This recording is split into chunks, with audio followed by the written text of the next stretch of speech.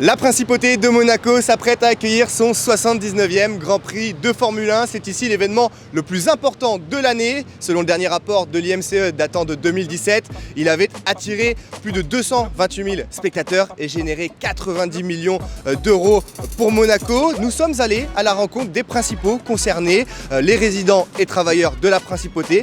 Qu'en pensent-ils? Comment vivent-ils ce week-end si particulier? Suivez-moi, c'est parti. Bonjour madame. Bonjour. Alors est-ce que vous pouvez me dire comment les Grands Prix à Monaco modifient un peu vos habitudes ici? C'est un peu compliqué pour circuler, notamment en voiture, mais bon, on s'habitue. En plus, tous les ans, maintenant, il y en a 3. Pour ceux qui ont des voitures et qui roulent en voiture, c'est terrible. Moi qui suis toujours à pied, je mets la voiture au parking et tout va bien. Et donc comment vous faites vous avec la voiture justement pendant cette période? Elle reste dans le parking. Ah oui. Voilà, donc je me déplace à pied, en bus, voilà. Si vous aviez des conseils justement à donner aux travailleurs monégasques ou aux personnes qui vont venir travailler à Monaco à l'occasion des Grands Prix, ce serait quoi? Peut-être covoiturer un peu avec des collègues de travail et puis éventuellement prendre son courage à deux mains et aller à pied. Par exemple, c'est bien pour l'esprit et le corps, marcher un peu. Ok, et ça se fait bien quand même? Oui, ça se fait bien, oui. Et puis on voit des coins qu'on ne regarde pas forcément tous les jours en voiture, quoi. Donc c'est bien de le faire. On s'habitue parce qu'à Monaco, il y a toujours des manifestations. Dès que le Grand Prix se termine, il va y avoir le démontage, il y a le jumping, donc il y a toujours quelque chose. Après, il y a le Monte Carlo Yacht Show. On fait avec, Donc au final, vous avez l'habitude de vous déplacer comme ça, à pied, avec les transports? Ouais, non, aucun souci. Et les bus, c'est pas trop compliqué, c'est assez bien fait? Oui, c'est assez bien fait. Bon, bien sûr, tout ce qui est port et tout est inaccessible, mais bon, les bus passent par l'autre côté de Monaco. Voilà, non, il n'y a pas de problème. Monaco est organisé depuis le temps.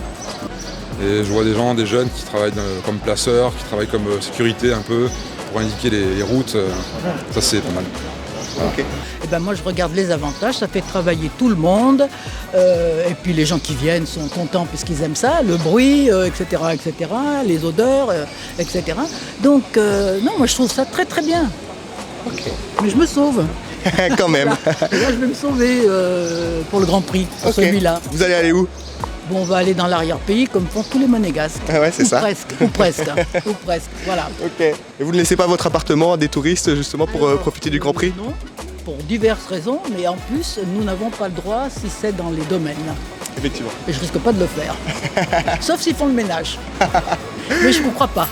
Parce que j'ai entendu, ce n'est pas comme ça que ça se passe. J'ai bientôt 40 ans de société et je vous avoue que j'ai toujours connu des régulateurs qui étaient souvent positionnés, presque toujours positionnés à la place d'Armes parce que c'est un endroit très très stratégique à la fois pour mesurer, je dirais, de l'affluence, pour mesurer du moment où les spectateurs sortent des épreuves et pour adapter le service en conséquence. Donc aujourd'hui, avec les moyens modernes, on a à la fois une localisation informatisée, mais on a besoin de personnes sur le terrain, ne serait-ce que pour enseigner, pour accompagner le client. Il faut quand même reconnaître que Monaco restera un pays d'accueil et donc il faut être sur le terrain pour rassurer. Avec tous ces changements d'itinéraire, il faut que les gens puissent s'y retrouver et être sereins lorsqu'ils viennent voir les épreuves. Alors si vous prévoyez de prendre le bus pendant ce week-end de Grand Prix, sachez que la ligne 6 entre Fontvieille et le Larvoto ne sera pas en service. Pour ce qui est des autres lignes, la ligne 1, 2, 3, 4, 5 et 7, il y aura seulement quelques changements d'itinéraire à retrouver sur le site officiel de la CAM. Ce qui est sûr, c'est que ce week-end de Grand Prix sera plus animé que l'année dernière où les mesures sanitaires avaient empêché bon nombre de visiteurs de venir. Moi je vous dis à très bientôt sur Monaco Tribune. Ciao tout le monde.